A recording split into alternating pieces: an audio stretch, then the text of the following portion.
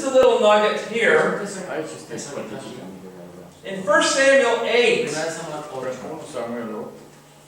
when they choose the king, okay? In 1 Samuel 8, we get our first description of a human government. It's worth reading. Someone read 1 Samuel 8, 9 through 17.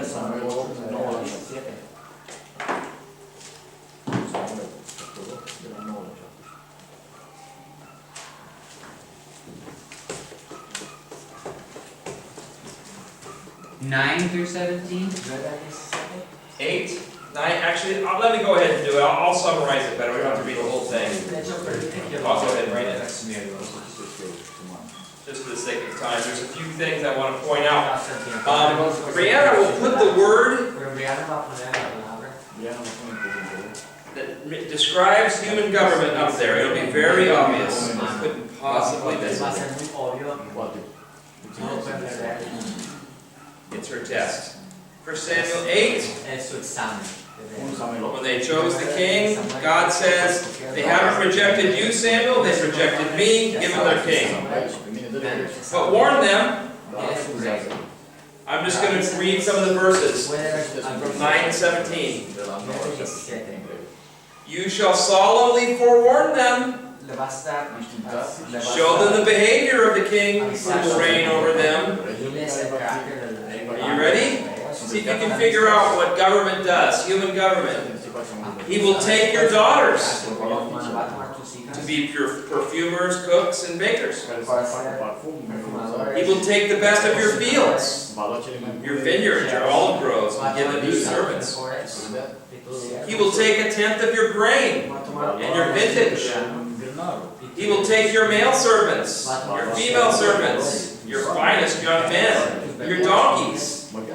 He will take a tenth of your sheep. You will be his servants. You get a feel? What is the key word for government there?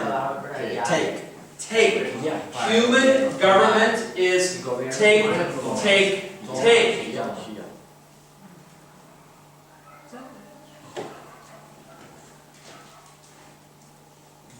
Jason, the rulers of the Gentiles lorded over them, but it shall not be so among you. I think it's like Matthew 20.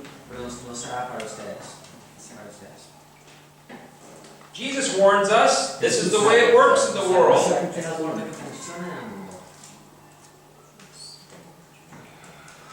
think it's Matthew 20, 25. Does anyone know where Jesus said, the rulers of the Gentiles lorded over them, and it shall not be so among you, but whoever desires to become great among you, let him be last.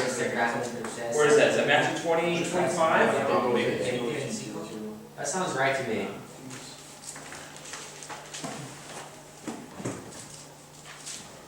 Turn my computer on. So that Matthew 20, 25, and 26. Yeah, so Matthew 20, 25, and 26. Mateo 20, 25, 26.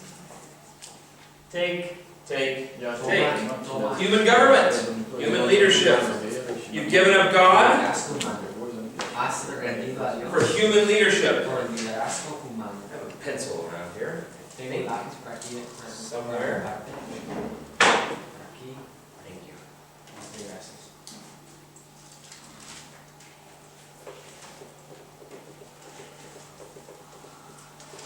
Go ahead and read it.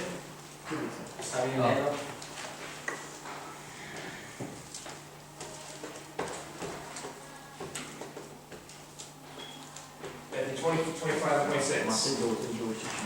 But Jesus called them to himself and said, you know that the rulers of the Gentiles lord is over them, and those who are great exercise authority over them. Yet it shall not be so among you. But whoever desires to become great among you, let him be your servant. They gave up what's known as a theocracy, where God rules, for a monarchy, where man rules. They gave up the kingdom built on this principle, so that they could have a kingdom that would take. Contrast that with our King, Jesus. Mark 10:45. You probably know that one by heart. For even the Son of Man did not come to be served. We're told in 1 Samuel 8:9, you will be his servants. But in the kingdom our king has, where God rules, God is your servant. What a contrast. So he warns them about what they're asking for. The other thing I would grab is the Agag incident. You know the story? They're to go and kill all the Amalekites. Very clear. Does he kill all the Amalekites? Yes or no? He does not. I can prove to you he does not kill all the Agagites or the Amalekites. They are still around, even afterwards. Agag he happened to bring back because the kings of that time frame would parade the kings they conquered. Remember the one guy who cut off everybody's thumbs and they sat and ate under his table? It was a way of saying, I have conquered. But God didn't say, go take trophies. He said, kill the animals, kill the people, kill it all. So we have his disobedience, and we have a very, very famous phrase found in 1 Samuel 15:22 through 23. Someone want to read it? Very important lesson that Saul teaches us. Say that verse reference again. 1 Samuel 15:22 and 23. It is very worth memorizing. Has God as great delight in burnt offerings and sacrifices as in obeying the voice of the Lord? Behold, to obey is better than sacrifice, and to heed than the fat of rams. For rebellion is as the sin of witchcraft. Stubbornness is as iniquity and idolatry. He says, you are a witch, Saul, and an idolater. Because you have kept Agag alive, and God says obedience is greater than worship.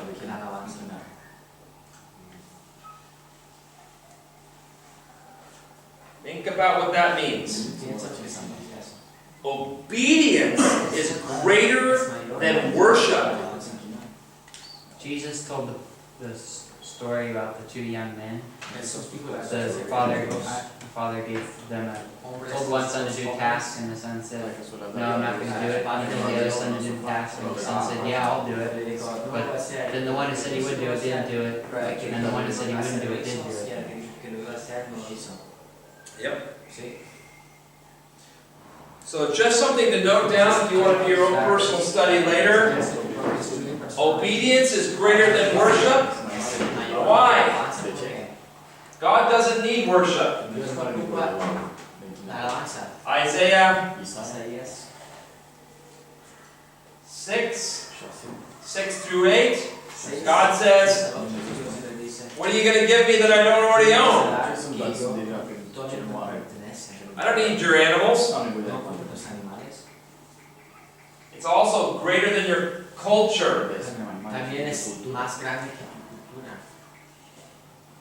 Let God be true and every man a liar. It's also greater than your study of end times. 2 Timothy 3:1 through 5. You can study that on your own.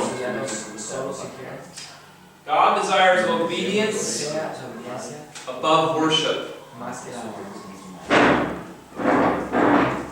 That is a lesson worth learning.